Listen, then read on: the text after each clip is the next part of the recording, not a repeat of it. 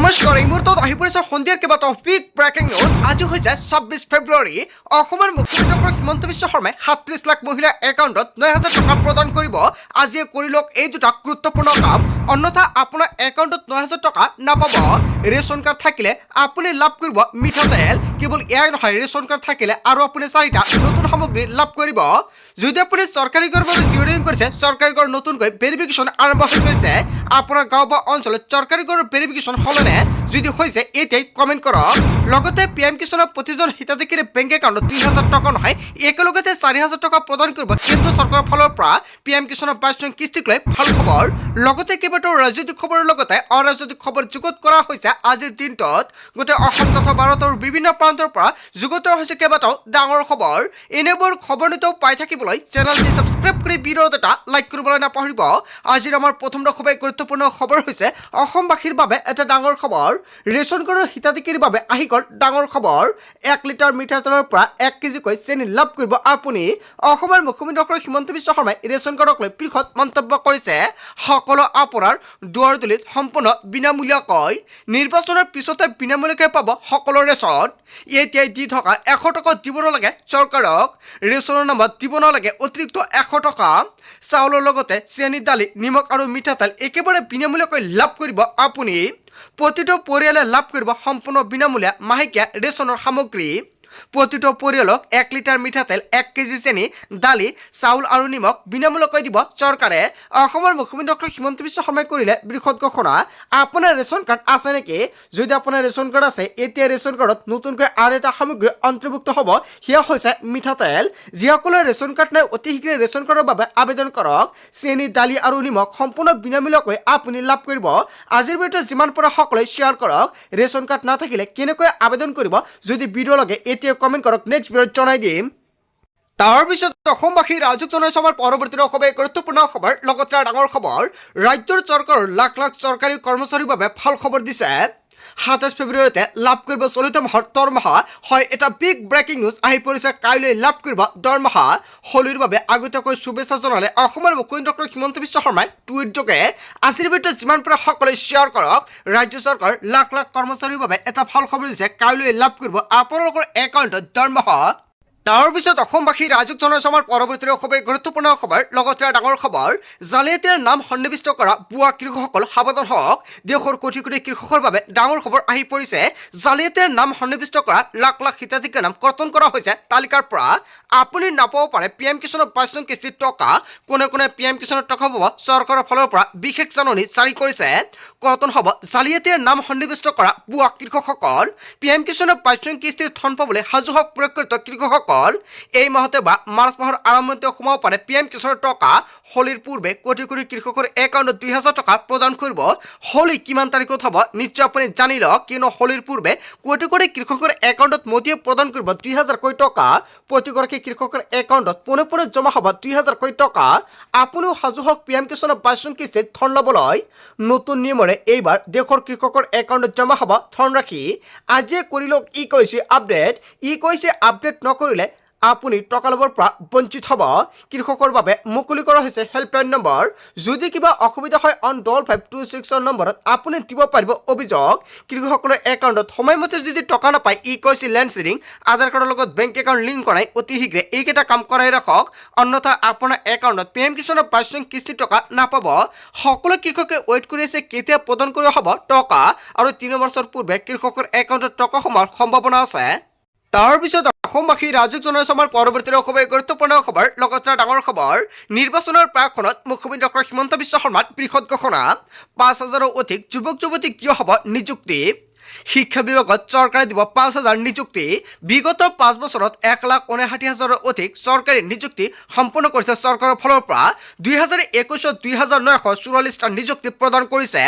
২০২২ চনত ৩৩,০৫৮টা নিযুক্তি প্ৰদান কৰিছে চৰকাৰৰ ফালৰ পৰা। ২০২৩ চনত ৪৪,৯৭৮টা নিযুক্তি প্ৰদান কৰিছে। ২০২৪ত ৩৩,৬৬৪টা নিযুক্তি প্ৰদান কৰিছে। ২৫/২৬ত বৰ্তমানলৈকে ৪২,০০০ চৰকাৰী চাকৰি প্ৰদান প্ৰদান কৰিছে। চৰকাৰী নিযুক্তিৰ সংখ্যাই স্পৰ্শ কৰিছে 166,000ৰো অধিক। নিৰ্বাচনৰ প্ৰাকখনত মুখ্যমন্ত্ৰী ডক্টৰ হিমন্ত বিশ্ব শৰ্মাই কৰিলে বৃহৎ ঘোষণা। আপোনাৰ গাঁও বা অঞ্চলত বা আপুনি চৰকাৰী চাকৰি পাইছে নেকি? যদি পোৱা নাই তেন্তে আপোনাৰ বাবে ভাল খবৰ। নিৰ্বাচনৰ পিছত অসমৰ মুখ্যমন্ত্ৰী ডক্টৰ হিমন্ত বিশ্ব শৰ্মাই পুনৰ 2 লাখ চাকৰি দিব বুলি এটা ডাঙৰ মন্তব্য প্ৰদান কৰিছে। তাৰ পিছত অসমবাসী ৰাজুক জনসমৰ পৰৱৰ্তী খুবেই গুৰুত্বপূৰ্ণ খবৰ, লগতে ডাঙৰ খবৰ। আজি অৰুণোদয়ৰ হিতাধিকাৰীয়ে লাভ নকৰে চৰকাৰী ধন, ৰাজ্যৰ লাখ লাখ মহিলালৈ জৰুৰী খবৰ। আজি কোনো হিতাধিকাৰীৰ একাউণ্টত জমা নহ'ব চৰকাৰী ধন। কোনো হিতাধিকাৰীয়ে আজি লাভ নকৰে চৰকাৰী ধনৰাশি। অহা 10 মাৰ্চতে লাভ কৰিব চৰকাৰী আঁচনিৰ টকা। অসমৰ মুখ্যমন্ত্ৰী ডক্টৰ হিমন্ত বিশ্ব শৰ্মাই পুনৰ বৃহৎ ঘোষণা কৰিছে। অৰুণোদয় 2.0, অৰুণোদয় 3.0, বিধৱা দিব্যাংগ বিধৱা পেঞ্চন কেইবাটাও আঁচনিৰ টকা প্ৰদান কৰা হ'ব আপোনালোকৰ বেংক একাউণ্টত। কেৱল এয়াই নহয়, 1250 টকা নহয়, একেলগে 9,000 টকা প্ৰদান কৰিব অৰুণোদয়ৰ প্ৰতিজন হিতাধিকাৰী একাউণ্টত। প্ৰতিগৰাকী হিতাধিকাৰীয়ে কৰিব লাগিব কেইবাটাও গুৰুত্বপূৰ্ণ কাম। 10 মাৰ্চত দিয়া হ'ব অৰুণোদয় আঁচনিৰ প্ৰতিজন হিতাধিকাৰী একাউণ্টত টকা। 8,000 টকাৰ ঠাইত দিয়া হ'ব 9,000কৈ টকা। 1,000 টকাকৈ বেছিকৈ দিয়া হ'ব প্ৰত্যেক হিতাধিকাৰীক। ঘোষণা কৰিলে অসমৰ মুখ্যমন্ত্ৰী ডক্টৰ হিমন্ত বিশ্ব শৰ্মাই। তাৰ পিছত অসমবাসী ৰাজুক জনসমৰ পৰৱৰ্তী খুবেই গুৰুত্বপূৰ্ণ খবৰ, লগতে ডাঙৰ খবৰ। APDCLৰ গ্ৰাহকৰ বাবে জৰুৰী খবৰ আহি পৰিছে। এতিয়াই কৰি লওক প্ৰিপেইড ৰিচাৰ্জ, অন্যথা আপুনি পৰিব ভয়ংকৰ বিপদত। বেলেঞ্চ যদি কম আছে শীঘ্ৰে ৰিচাৰ্জ কৰক, অন্যথা 36 ঘণ্টাৰ বাবে অন্ধকাৰত থাকিব লাগিব আপুনি। বঞ্চিত হ'ব লাগিব কাৰেণ্টৰ পৰা। 36 ঘণ্টাৰ বাবে বন্ধ থাকিব APDCLৰ পৰ্টেল। হয়, অতি শীঘ্ৰে আপুনি ৰিচাৰ্জ কৰক। আৰু কিহৰ বাবে এয়া বন্ধ ঘোষণা কৰা হৈছে? ARMS লগতে কনজিউমাৰ পৰ্টেল আৰু লগতে কেইবাটাও পৰ্টেলৰ সুবিধা বন্ধ হ'ব। ইজিপেও বন্ধ থাকিব। মাই বিজলী এপ আৰু বিজুলী বন্ধু আদি বন্ধ থাকিব। সকলো এপতে সকলো ধৰণৰ সমস্যা দেখা দিব। যদি আপুনি এতিয়ালৈকে ৰিচাৰ্জ কৰা নাই, আপোনাৰ ৰিচাৰ্জ কম হৈ আছে, এতিয়া আপুনি ৰিচাৰ্জ কৰি ৰাখক। সকলো এপ্লিকেশ্যন আৰু পৰ্টেল বন্ধ থাকিব 36 ঘণ্টালৈ। 28 ফেব্ৰুৱাৰী নিশা 9 বজাৰ পৰা বন্ধ থাকিব পৰ্টেল। 2 মাৰ্চৰ পুৱা 9 বজালৈকে এই পৰ্টেল সেৱা বন্ধ থাকিব। সকলো গ্ৰাহকসকলে একাউণ্টত পৰ্যাপ্ত বেলেঞ্চ ৰাখিবলৈ আহ্বান জনাইছে। APDCL গ্ৰাহকৰ বাবে ডাঙৰ খবৰ আহি পৰিছে।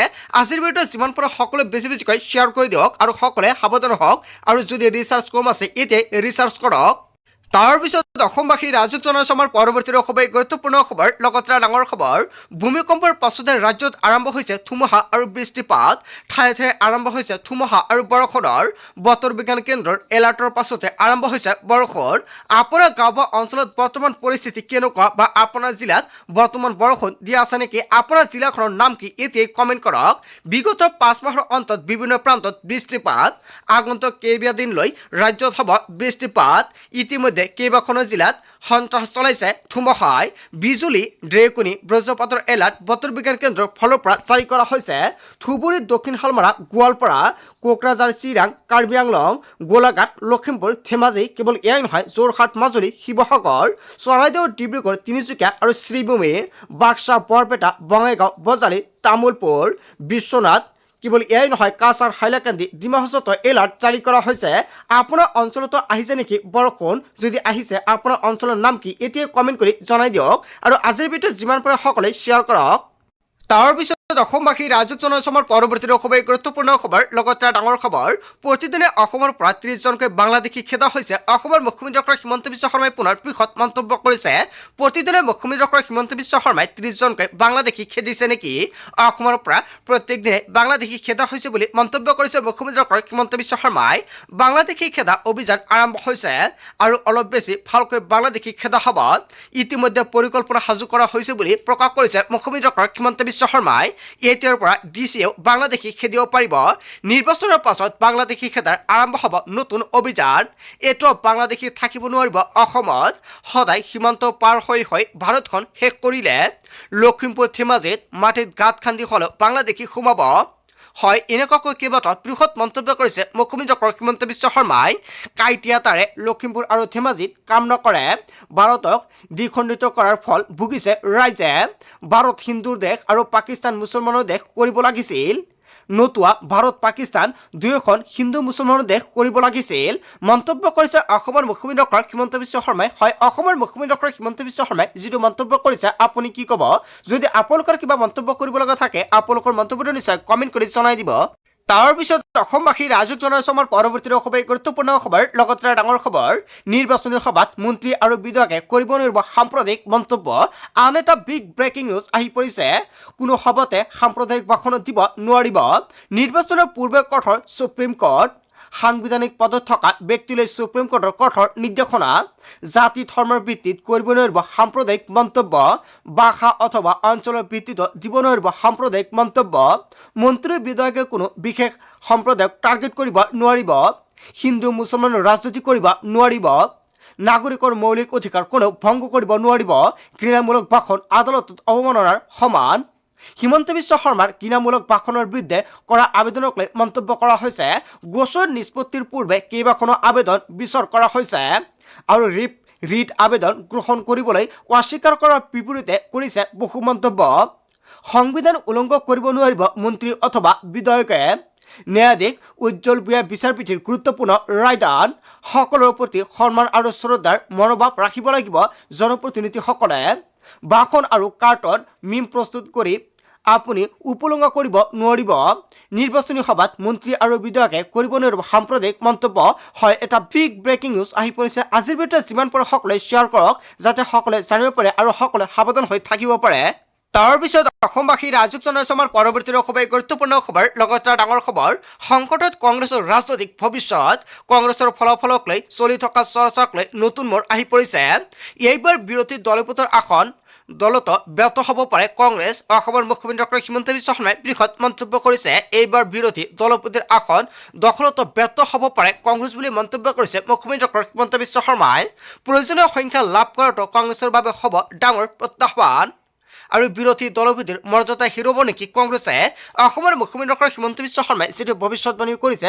বা বিৰোধী দলপতিৰ মৰ্যাদা হেৰুৱাব নেকি কংগ্ৰেছে যদি জনতাৰ কিবা মন্তব্য কৰিব লগা থাকে আপোনালোকৰ মন্তব্যটো নিশ্চয় কমেণ্ট কৰি জনাই দিব তাৰ পিছত অসমবাসী ৰাইজক জনাইছো আমাৰ পৰৱৰ্তী খুবেই গুৰুত্বপূৰ্ণ খবৰ লগতে ডাঙৰ খবৰ অখিল গগৈৰ পিছপৰাক অভিযোগ কংগ্ৰেছৰ বাবে মিত্ৰতা নহল পোনপটীয়াকৈ গৌৰৱ গগৈৰ দোষ ঠেলিলে অখিল গগৈয়ে ১০০খন আসন কংগ্ৰেছৰ বাবে এৰি দিছে আৰু ১২খন আসনত ৰাইজৰ দলক বঞ্চিত কৰাৰ অভিযোগ উত্থাপিত হৈছে কংগ্ৰেছে মিত্ৰতা কৰিব বিচৰা নাই বুলি মন্তব্য কৰিছে অখিল গগৈয়ে কংগ্ৰেছৰ সন্মতিতেই শ্বেৰমান আলী আৰু ৰচিদ মণ্ডলক যোগদান হৈছিল অখিল গগৈৰ দলত আৰু এতিয়া কেৱল হেঁচা দিবলৈ শ্বেৰমানৰ প্ৰসংগ অনা হৈছে ৬৪ৰ পৰা ১৫খন আসনলৈ নামি আহিছে ৰাইজৰ দল বেছি আসন বিচৰা বুলি কংগ্ৰেছে চলা প্ৰচাৰ মিছা বুলি মন্তব্য কৰিছে ৰাইজৰ দলক আৰু হেঁচা নিদিব কংগ্ৰেছক সকিয়নি আলোচনাৰ সময় নাই সিদ্ধান্ত কংগ্ৰেছৰ হাতত এনেকুৱাকৈ বৃহৎ মন্তব্য কৰিছে অখিল গগৈ হয় অখিল গগৈ যিকেইটা স্পষ্টীকৰণ প্ৰকাশ কৰিছে ৰাইজে কি ক'ব ৰাইজৰ মন্তব্যটো নিশ্চয় কমেণ্ট কৰি জনাই দিব বন্ধু বান্ধৱীসকল গোটেই অসম তথা ভাৰতৰ বিভিন্ন প্ৰান্তৰ পৰা যুগত হৈছে কেইবাটাও ডাঙৰ খবৰ এনেবোৰ খবৰ নিতৌ পাই থাকিবলৈ চেনেলটি সাবস্ক্ৰাইব কৰি ভিডিঅ'ত এটা লাইক কৰিবলৈ নাপাহৰিব so thank you for watching full video